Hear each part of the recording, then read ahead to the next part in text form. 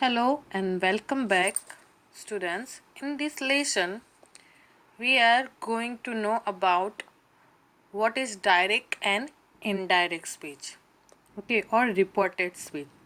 We will look at converting three main types of sentences: statements, questions, request, or instruction or advice. Okay, there are lots of examples and exercises throughout. Okay, so first we are going to know about what is direct and indirect speech. So let's get started. So, what do we mean by direct and indirect speech?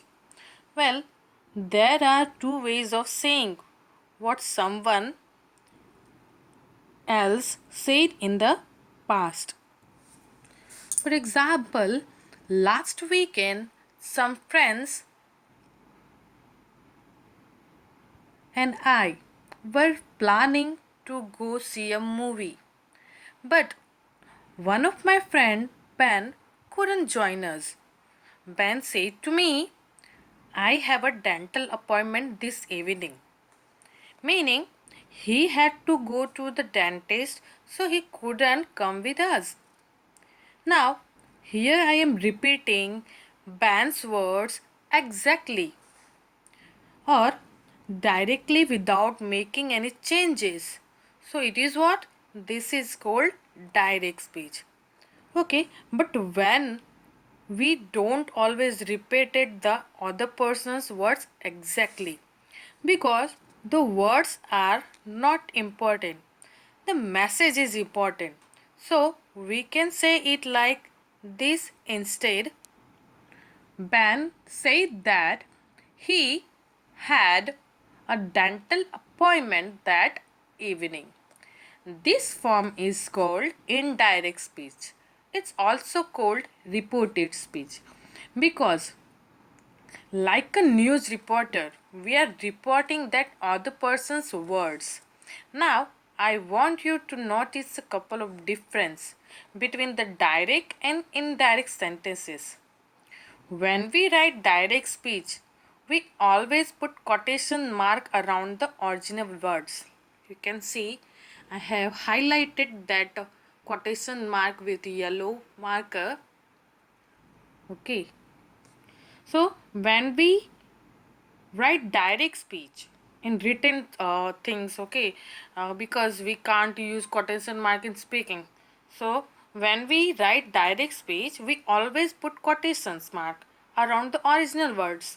This is so that we are repeating the word exactly without any change. But in indirect speech, we don't use quotation marks. The second point is the word that. We use there that, okay, instead of that quotation mark, and we remove that quotation mark in indirect speech and add that. These are the two basic difference. Okay, so now let's talk about how to convert a sentence from direct to indirect speech. There are three steps for doing this. Okay, there are three steps for doing this. First, change the pronoun. Second, backshift the tense. And third, change the time and place expressions. In the example, you see that the pronoun I in direct speech has become he in the reported sentence. I changes into he. That means pronoun is changed here. Okay, in the example you said that the pronoun I in direct speech has come he in the reported sentence. He refers to Ben. This is the first step. Next, the verbs has changed. The form have to had.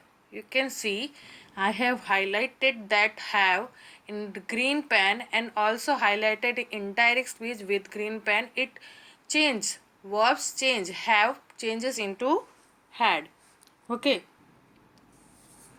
When Ben spoke, his words were in the present tense. You can say in the direct speech, Ben spoke, his words were in the present tense. But now, when we report those words, we change them to the past tense. This is called back shifting. That is shifting the tense back to the past.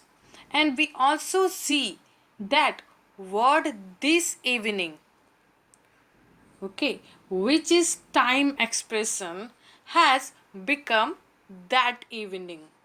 These are three main changes that we make when we converting a sentence from direct to indirect speech. So students, this is the introduction of direct and indirect speech. In next video, I will tell you which tense changes into which. Okay. So this is the introduction of direct and indirect speech. I hope you will get it. Vande Mataram.